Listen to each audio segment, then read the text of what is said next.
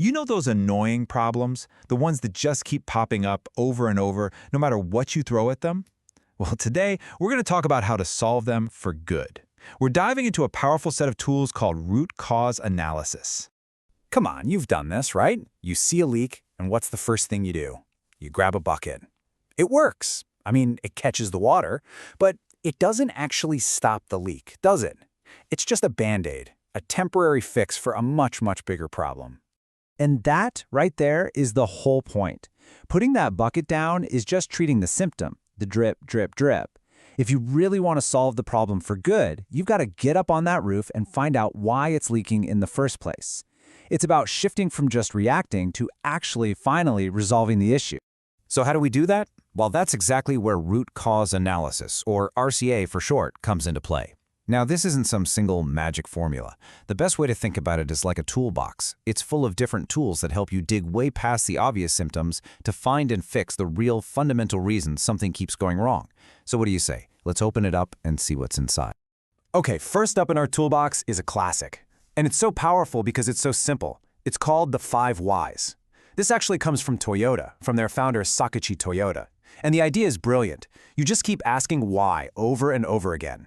Each time you ask, you peel back another layer of the problem until you finally get to the core. All right, let's walk through a classic example so you can see just how this works.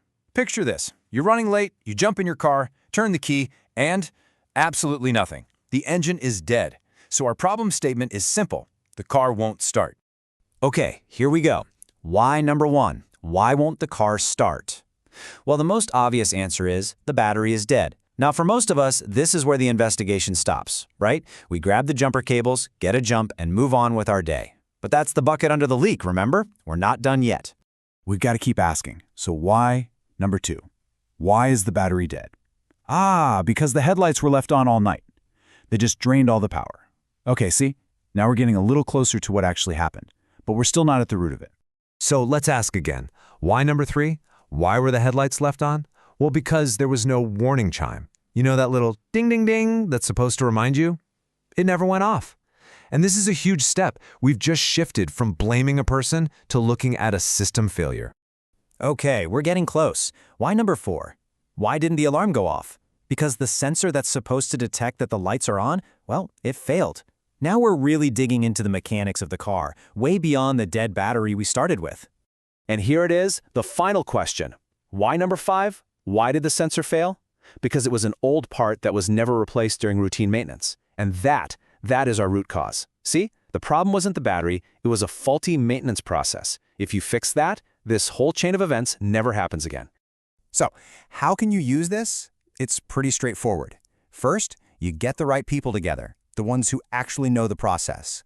Second, you all have to agree on exactly what the problem is you're trying to solve. Third, you just start asking why until you can't anymore. And finally, and this is the most important part, you come up with a real plan to fix the root cause you found. Now, the 5 Whys is fantastic for problems that follow a nice straight line, like dominoes falling. But what happens when a problem is more complex, when there are multiple things that could go wrong? For that, we need to pull another tool out of our box. It's called fault tree analysis. Think of it as creating a map of all the different roads that can lead to one specific failure. It's what we call a top-down approach. You put the main failure, the big disaster, right at the top of a chart. Then you work your way down, branching out all the potential causes. The real magic is that it uses super simple logic, things like AND gates and OR gates, to show how different events are connected. It gives you this incredible visual map of a complex system's weak spot. Let's take an example. Imagine our big failure at the top is fire protection system fails. Okay, how can that happen?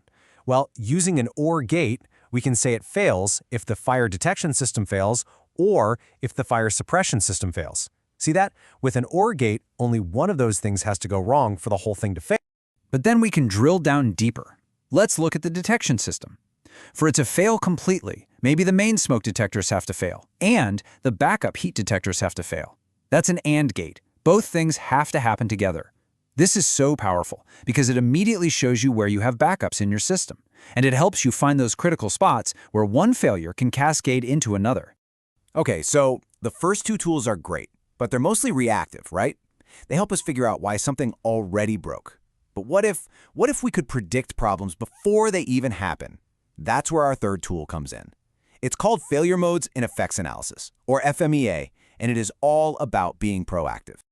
FMEA is this really systematic way of thinking. First, you get a team together and just brainstorm every single way a process or a product could possibly fail. We call those failure modes. Then you figure out what the consequences of each failure would be. And here's the kicker. It helps you prioritize what to fix first, not based on your gut, but based on actual calculated risk. So how does it do that? Let's look at a restaurant example. We've got two potential failures: hair in food and food poisoning. For each one, we score 3 factors on a scale of 1 to 10. First is severity, S. How bad is the outcome? Then occurrence, O. How often might this happen? And finally, detection, D. How likely are we to catch it before it reaches the customer? You multiply those 3 numbers, S times O times D, to get what's called a risk priority number, or RPN. And that number tells you everything. Look, finding a hair in your food is gross, for sure. It gets an RPN of 72. But food poisoning gets an RPN of 80. Now you might think, but food poisoning is really rare. And you're right, its occurrence score is low. But its severity is a 10, it's catastrophic. And it's really hard to detect before it's too late. That RPN of 80 tells the team, forget everything else, this is the risk you have to focus on right now. It completely takes the guesswork out of the equation. So there you have it, 3 powerful tools. And the big takeaway here is that there's no one-size-fits-all solution. It's not about finding the best tool. It's about having a full toolbox and knowing which tool is right for which job. Let's break it down really simply.